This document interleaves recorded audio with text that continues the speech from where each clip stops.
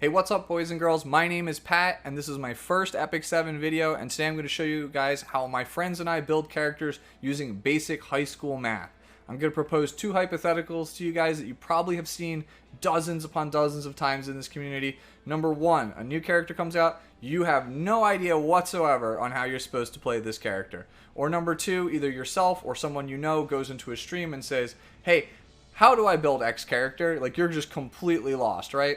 So in this video, I'm going to show you guys how, using some inference skills and mathematics, we can basically take any character in the game that we know nothing about and turn them into a competent character, and it will do the things that you want them to do. And we can do this in 5 easy steps, all right? So let's get to it. Step number 1, choose a character, any character at all, write their base stats down. This is the easiest step that you're going to do in this entire video. You're just going to go up here in the top right, choose Hero Journal, and then choose whatever character you want. It doesn't really matter to me what you choose. You could choose Cirilla because either you think she's hot, or it's a free-to-play welfare character and you're new to the game and you just want to build a new character, or maybe you want to play Basar because you kind of hear he's OP. So you're gonna just go here, hit Preview Stats, check Awaken, slide it to the right.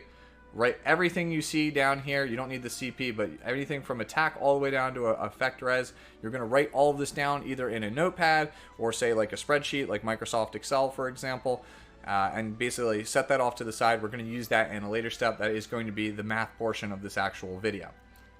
So number 2, we need to figure out a goal for the character. Let's say that you've decided on Basar, right? What does the character actually do? That is the first part of figuring out a goal. We have to figure out what the character does first, and then we actually have to choose a goal for the character. So what does Basar do? Looking at his base stats, he has pretty high attack, so it seems like he could be a pretty good attacker. Okay speed, very high defense comparatively. You can look at other 5 stars in his rarity and kind of determine what his stat lines look like compared to other ones to get a general gist. High effective, so he has high attack and high effectiveness with high defense. So based on just his stat line alone, is he like a defensive character that uses high effectiveness for specific moves? Is he like a defensive bruiser? I don't really know because I don't know what the skills do. So let's look at his actual skills. So Sanwin basically transfers debuffs off of him and gives a random debuff to the target. So based on this, he could be like a tanky kind of debuff transfer character, but let's look at the other skills and see what his kit actually does. So decreased hit chance and decreased attack AoE on the second thing says to me, okay, this character is probably an enfeebler, but I still don't know if he's like supposed to be a slow bulky enfeebler or what. And then you read Sandstorm attacks all enemies with sand magic, dispelling all buffs and making them unable to be buffed for 2 turns before decreasing combat readiness by 30%. Now this move is very powerful because it removes all of my opponent's debuffs, makes it so they can't be buffed anymore, and it pushes them back. That means that if I land Sandstorm as the first move in a game, I'm most likely going to get the second turn, the third turn, and the fourth turn, and it completely debilitates most of my opponent's turns. So based on that, we can infer that either Basar is going to either be somewhat of kind of like a bulky enfeebler because of his high defensive rating, remember, or he could be an opener because of Sandstorm. So we have an idea now of what we're doing. So let's say we want to build him, as like an opener. So the goal in mind is we want Basar to be an opener for us in RTA, but we actually still have to define the goal. And what I mean by define the goal is 2 things. Number 1, your goal has to be realistic. So whatever you choose for Basar to do, it has to be realistic. You can't just be like, I want a 350 speed Basar with like 300 effectiveness.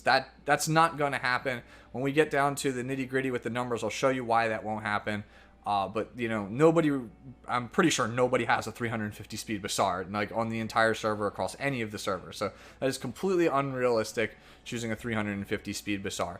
And if you're like a silver or gold level player, or even like a bronze player, that speed, something like 250 might be kind of unattainable to you. So, you might want to go for that slower, bulkier Basar that I was talking about. And maybe you might say, I only want to do 225, 230 speed. That's all I can really hope for after Reforges with my level of gear. So you're setting the expectation of, I want him to be my RTA opener with roughly this much speed. That's the realistic goal. And now the second part, measurable, we actually have to have some kind of measurement. Now, let's say you were trying to get to master rating to get the skin for RTA for whatever reason, you can actually look at your win rate by going to match history in every game you choose Basar and see, are you winning more games or are you losing more games for Basar? If you're losing a lot of games, it might be because of an external factor, or it might just be that the way you have Basar built isn't really working for you. And then that's your basically, your incentive, your the heads up, like, hey, my goal's not really being met here and something's wrong and we need to kind of change it. Going back to the Cirilla example from before, let's say you're that free-to-play player who is just looking for a red DPS, and by looking at her skill set you could see she has a lot of debuffs, and mages normally have stat ups from what you notice in Hall of Trials.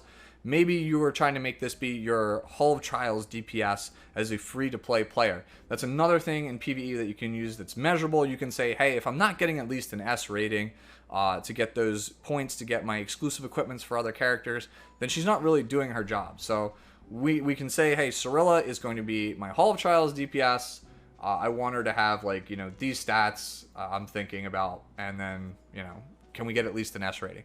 So let's go and choose the character that we're going to use as the example for the rest of this video, which is Bomb Model Kana, for a couple of reasons. Number one, she's free. All free-to-play players can get this character too. She's the character that's up on the banner right now, so if you wanted to get dupes of her, potentially, then sure, you can have at it. And number three, she's really cute. So, again, we'll just do a quick recap. We're going to write down all of these stats here, and then by looking at her kit, we can see that Bomb Model Kana basically is going to end up being a DPS that happens to have this minor dispel aspect to it, but also gives a speed and attack buff to our allies. So this is kind of like a pseudo buffing slash DPS hybrid, but based on the fact that her kit gives me no bulk, and I'm fine in RTA. I'm probably not going to build this character for RTA, but one of the things I am lacking, for example, is Blooming Snaglich.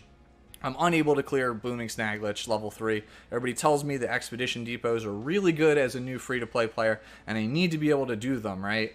Because I need these, apparently these equipment charms to be able to change the stats to get the gear that I need. So Bomb Model Kana seems like a pretty good investment.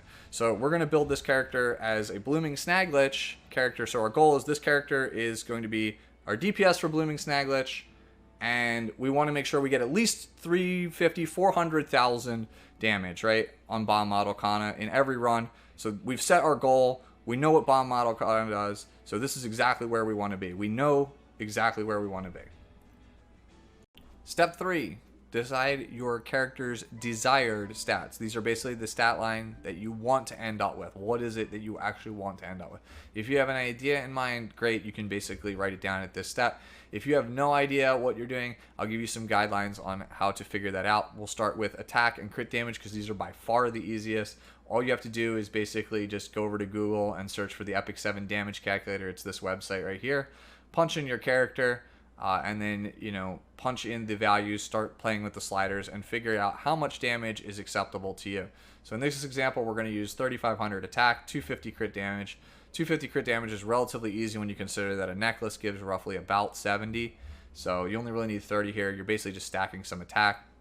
Caster speed, we're going to say 235 for the heck of it.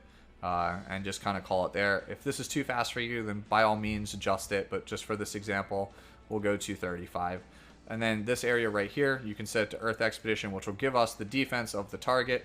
As far as the defense versus for other characters, if you're just doing this for RTA, as a general rule of thumb, you can kind of figure out what value to put in here. We'll talk about it when we get to the actual defense section. Kana gives an attack buff on her S3, and we're most likely going to be playing her with a defense breaker when we actually play Blooming Snaglich, whether that is a Red Cecilia or a Raz in the front line. We're definitely going to have some kind of defense break on the team. So looking at all that, we're looking at around 17 to 20k damage when we actually land a critical hit. So for the most part, we're expecting our Kana to get at least 8 turns, maybe sometimes 10 turns in Blooming Snaglich based on how fast she is. So just quick maths, that's going to probably be about 200k, maybe even more damage if we get some dual attacks. And then you extrapolate that there are other characters on the team going to be doing damage. We probably should be able to hit that 350k goal that we were talking about that we set for ourselves. So yeah, that is what we're going to lock in here. We're going to write down the 3,500 attack, and we're going to write down the 250 crit damage. basically somewhere else. For our example, I'm going to show you here on this spreadsheet. We're going to write it down 3,500 here and 250 crit damage. So the next thing that is super easy to do and we'll talk about is crit chance. Crit chance is basically whatever you make of it. If your character is like a Soul Weaver or a Knight, you probably don't need that much of this unless you're really trying to min-max your damage. For DPS, if they are only being used in PvE, like in the example of Bomb Model Kana, 85% is enough. She's going to always be attacking green units. If you don't know if your character has a color advantage over the other character, you get an additional 15% crit chance. So 85 plus 15 gives us 100. So we only need 85 crit chance for a Bomb Model Kana to do her job. For other DPS, I know everybody swears by the 100%. I'll tell you right now, like 95 to 97 is usually good for most damage dealers. Like very rarely have I had scenarios where you don't crit end up costing me a game. And I've played some, in some of the higher end RTA games. So like it can matter at the highest level, but if you're just like an intermediate or like, new to end game player, like 95 to 97 is perfectly a-okay. So then we are going to talk about HP. HP is just going to end up being as much of it as you can get without impacting the other stats that you need to accomplish your goal. If your character is a Soul Weaver or a Knight that has proportional to health effects when you read them, either the heal is proportional to the health or the damage that they do is proportional to the health, those kind of characters you are definitely going to want to prioritize health on. Soul Weavers, as a general baseline, 16 to 19k is usually a pretty good area to be on. 20k if you're like really trying to reach that bulk. For tanks, it's just going to depend on which kind of tank it is and what their base stats are. Usually anything over 23k is pretty good. Next thing to talk about is defense. Defense, in my opinion, is the most underrated stat in Epic 7. It is so underrated as a stat. Just to give you guys an example, I will go back to this right here, this defense rating and the damage calculator, and I'll take off the decreased defense. So if you have a character like Arbiter Vildred who has around 600 defense, he would be taking roughly, let's say, 13 to 16k damage right here when we have 600. If you put a body armor on him, which is about 310, then we are basically cutting that damage by a huge chunk. You can see this. We were only down to 9,900. Now let's say if we add him up to 1,200 again, which is like basically having 2 body armors, we cut the damage by 20% there, almost. 20%. That is huge. I see so many people build these Fallen Cecilias and other tanky characters with like 1,200 defense. Now, if you raise that again by another 300, which is basically like adding another body armor on your character, we just cut the damage again by like a huge portion here, by almost another 20%. So as a general baseline, you want to try to get your defense as something that is roughly divisible by 300. Rangers and Thieves that are just straight glass cannon, 900 is probably enough if you can shoot for that 1,000. Like if your character's a Scorpio Thief, like Specimen says, for example, who has no base defense value, then yeah, you could shoot for like 1,000.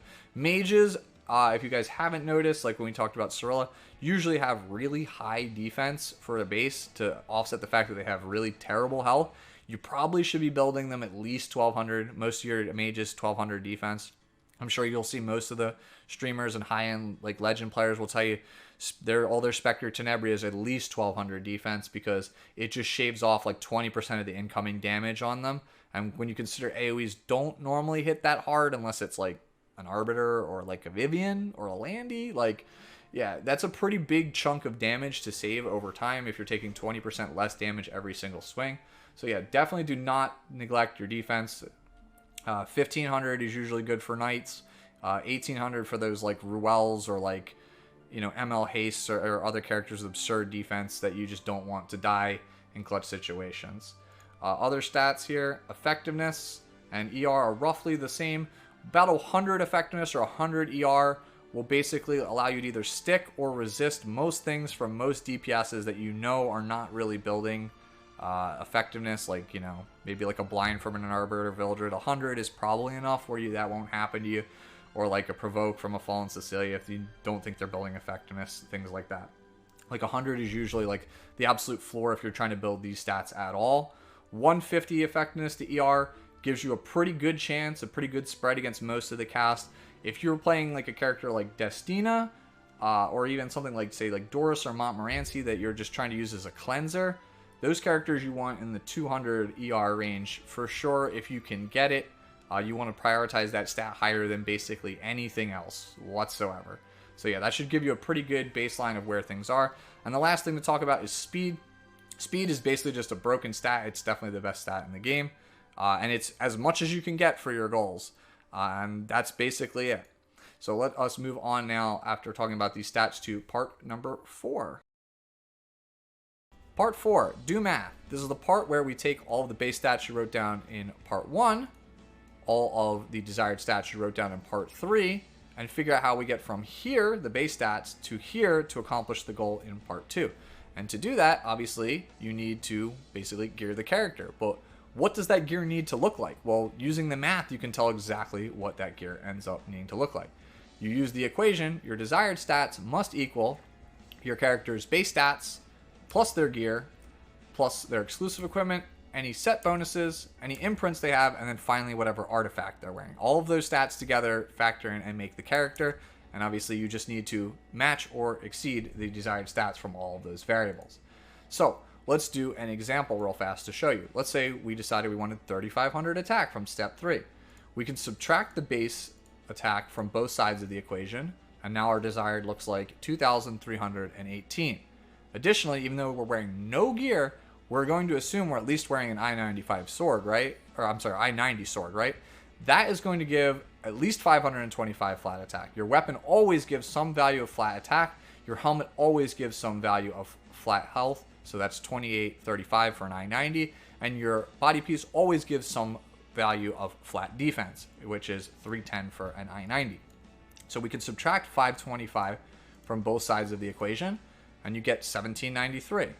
Additionally, we had, if you remember, that bloodstone, which I believe is 274 real fast, 273. So we can subtract our attack that we get from our artifact, 273, 1520. That's exactly how much attack we need in order to hit our 3,500 attack goal. So that, to get that to a percentage, all you do is simply divide it by the base value for that exact stat from step 1. So in this case, 1182 attack. Gives me 1.286 repeating. And remember, this is a percentage, so from math class, move the decimal 2 to the right, you end up with 128, right here, 128.6% attack. That's how much we need. And now if we do this for every stat, factoring everything else in, such as the set bonus for the example speed, we end up having the set bonus of 25%. It is massive, by the way. If ever you are not sure of what set you should be on, you should probably be on speed, because it gives by far the best bonus out of any set. It's not always the case. If you're trying to chase a specific attack stat line, attack or destruction might be better for you. But to further illustrate why this is kind of insane, 114 divided by 4, that's exactly how much speed you're going to be getting from a speed set. You get a fourth of your character's base speed. She gets 28.5 speed from this. We have to drop the decimal because decimal always rounds down in Epic 7. So if you do 28 divided by 6 pieces, you get 4.6 repeating speed on every single piece if you're wearing speed set. That's basically like getting a max roll on every single piece of gear you own for speed. That's why speed is so broken in this game, and that's why speed set is pretty much the preferred standard. So if you guys didn't know, now you know. But basically, we have now the stats needed that we've done through basically doing that same equation for every single stat. So these are the stats we end up needing. And you can see right off the bat, attack is the highest and crit damage is the second, with chance is the third. So these are good candidates to assign our ring and our necklace slots to. So we're going to assume, regardless of any other stats on the piece, that we're going to use a crit chance or crit damage necklace at I-90, which gives 70 crit damage. Which means we only need 30 on the other 5 pieces in order to hit our goal. And we can do the same for attack. We know that's the one we need the most. 65 is how much you get at I-90. So that leaves us with 63.6% attack needed, 70 crit chance, 30 crit damage, and 48 speed. And this is exactly how much stats we need before we've assigned anything else to the gear. We just know exactly what set we're on, what accessories we want, and that we want speed boots. That's kind of it. We don't really know anything else. We don't know what it is. So this is the part where you start going through your box in set 5, which is where now you kind of fill in the gaps and figure out what you're missing in order to actually farm it or craft it. So this is part 5 here. So I'm going to give you guys an example using my own bomb model Kana that I've been working on using this method. She's not obviously done yet. We're still missing some reforges. But you can see, let's say I only have this sword, 29, 9, and 16. Not like the most impressive Azimanus fighter dagger. And then also we have these boots, which are kind of great, good, but not like amazing. If we say we only had these boots and these pair of shoes, and we punch those into our spreadsheet, you would see that we end up with these stats. We still need 33% attack, 20.8% defense, etc., 39 speed. This is all what we still need from the gear, the other 4 pieces of gear that we have not yet assigned. You can see if you look at the spreadsheet. I literally have no other stats for any of my other pieces.